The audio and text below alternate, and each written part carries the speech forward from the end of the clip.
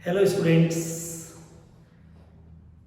जैसे जैसे आप क्वेश्चंस पूछते हैं उनका मैं जवाब देने की कोशिश करता हूं। और एक बच्चे ने मेरे से क्वेश्चन पूछा है, इनफैक्ट बहुत से बच्चों ने ये क्वेश्चन तो पूछा है और बहुत छोटे बच्चों ने भी पूछा है। ये मेरे लिए बड़ी खुशी की बात है कि आज अवेकनेस पेरेंट्स में भी बहुत ज़्यादा है और बच्चों में भी बहुत ज़्यादा है।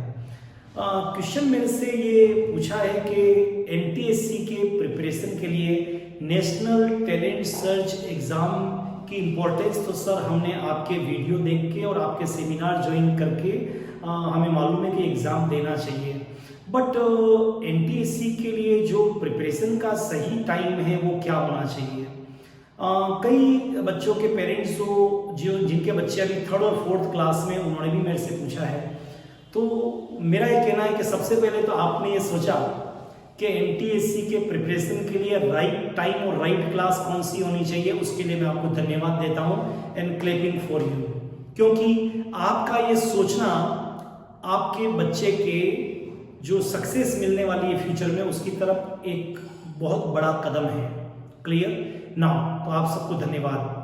अब राइट टाइम और राइट क्लास कौन सी होनी चाहिए? देखिए, सही काम के लिए तो कभी भी शुरू करिए, हर टाइम अच्छा होता है, पर ये टाइम की बात नहीं है, क्लास की बात है। और मैं इसको एक चीज पहले से क्लियर करना चाहता हूं कि आप इसको एनटीएससी मत बोलिए। अगर आपके बच्चे का ड्रीम है 11th-12th के बाद नीट के एग्जाम को क्रैक करके मेडिकल में जाना, एमबीबीएस करना, अगर आपके बच्चे का ड्रीम है कि नीट के आईआईटी के एग्जाम को क्लियर करके और किसी भी अलग अलग ब्रांच में आईआईटी एनआईटी में जाके इंजीनियर बनना, यदि आपके बच्चे का ड्रीम है कि उसको सीए और सीएस करना है आफ्टर क्लास 12, या आपके बच्चे का ड्रीम है उसको IAS, IPS, IFS, IRS administrative service में जाना है, या फॉर एग्जाम्पल कुछ भी करना है, तो उसके लिए जो राइट टाइम है वो मैं आपको बताता हूं। साइंस कहती है कि 3rd क्लास तक बच्चे का एक फेज होता है, 3rd से 5th दूसरा फेज होता है और 5th से 8th एक तीसरा फेज होता है। तो देखिए, प्रेप क्राक से लगा के और 3rd क्लास तक एक फेज है जिसमें बच्चे को बहुत अलग तरह से ग्रो करना है, बहुत खेलना है, खेलते खेलते सब चीजों को सीखना है, लर्न करना है। ज्यादा राइटिंग पावर नहीं होगी चलेगी, लेकिन उसकी जो विजुअल पावर है वो बड़ी पावरफुल हो जानी चाहिए। तो स्कूल्स वो काम बहुत अच्छी तरह से करते हैं।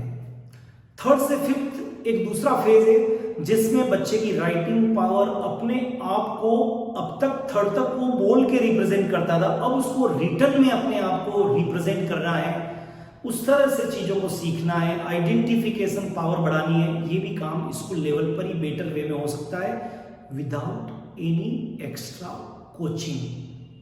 बट ट्राई टू अंडरस्टैंड जो लास्ट फेज है आपका 5th टू मतलब 3rd, सेकंड लास्ट कह सकता हूं, 5th से 7th या क्लास 8 तक, इस फेज में इमेजिनेशन पावर जबरदस्त होना चाहिए बच्चे का, जिसमें वो किसी प्रॉब्लम को सोचकर कॉन्सेप्ट लगा के आगे बढ़े। फॉर एग्जाम्पल मैं बताने की कोशिश करता हूं कि मान लीजिए वो क्लास 3rd तक की पहले फेज की बात करता हूं। बादल आएंगे बारिश होगी, बादल आएंगे बारिश होगी, बादल आएंगे बारिश होंगे, बारिश में कूदेंगे नाचेंगे मजा आएगा, डेट्स ऑल, यहां तक काफी है।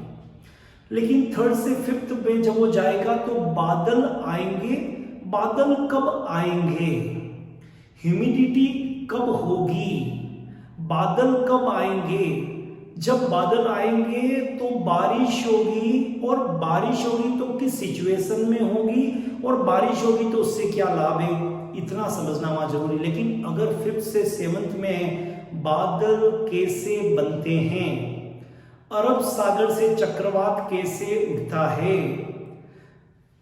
किस डायरेक्शन में चलेगी तो बारिश होगी, क्या होने पर बारिश होगी, और बारिश नहीं होगी तो क्यों, उसके पीछे क्या रीजन होगा, what is the reason behind this everything, वो 5th से 7th तक में होता है। इतना जब सब कुछ बच्चे में डेवलप होता है, मतलब आइडेंटिफिकेशन हो गया, इमेजिनेशन हो गया, रिप्रेजेंटेशन हो गया, तो राइट क्लास होती है 8th। अगर आपका बच्चा 7th से 8th में मूविंग है तो 8th अकॉर्डिंग टू मी 35 साल पढ़ाने के बाद में 700-800 से ऊपर डॉक्टर बनाने के बाद में आईआईटी में कई बच्चों को भेजने के बाद में कश्मीर से लगाकर कन्याकुमारी तक, उदयपुर से लगाकर बैंकॉक तक, उदयपुर से लगाकर यूएस तक, उदयपुर से लगाकर यूएसए तक और उदयपुर से लगाकर कोयम्बटूर तक और कोयम्बटूर से लगा के माउंट आबू तक सब जगह सेमिनार और बच्चों को भेजने के बाद में मैं दावे के साथ में कह सकता हूं कि 8th class is the right class, जिस क्लास से अगर आप बच्चे की तैयारी चालू करवाते हैं, केवल एनटीएससी मत बोलिए, ओलंपियाड मत बोलिए, जितने भी कॉम्पिटिटिव एग्जाम से जो डेस्टिनेशन जहां भेजना है, अगर आप एनटीएससी उस पड़ाव का एक पहला स्टेप है जिसको कराने पर बच्चा गवर्नमेंट ऑफ इंडिया के डोमेन में आ जाता है एंड वेरी फर्स्ट टाइम वो बच्चा और पूरा परिवार और स्कूल प्राउड फील करता हो कि now my student, my daughter, my son and my self मैं एनटीएससी स्कॉलर हूं, गवर्नमेंट ऑफ इंडिया ने मुझे रिकॉग्नाइज किया एज ए बेस्ट माइंड और मुझे स्कॉलरशिप दिया है टिल माय पोस्ट ग्रेजुएशन। तो ये पहला स्टेप है, this is not and, this is just beginning and you know very well beginning is very important. अगर सही काम चालू हो जाए तो आपने कहावत सुनी है कि आधा काम तो पूरा हो ही जाता है, बस वो एनटीएससी वो है। तो class 8 is the right time कि आप अपने बच्चों की तैयारी चालू कर दें कॉम्पिटिटिव एग्जाम्स के लिए, जिससे उनको जहां पहुंचना है वो वहां अपने डेस्टिनेशन पे सही टाइम पे सही वक्त पर पहुंच जाए।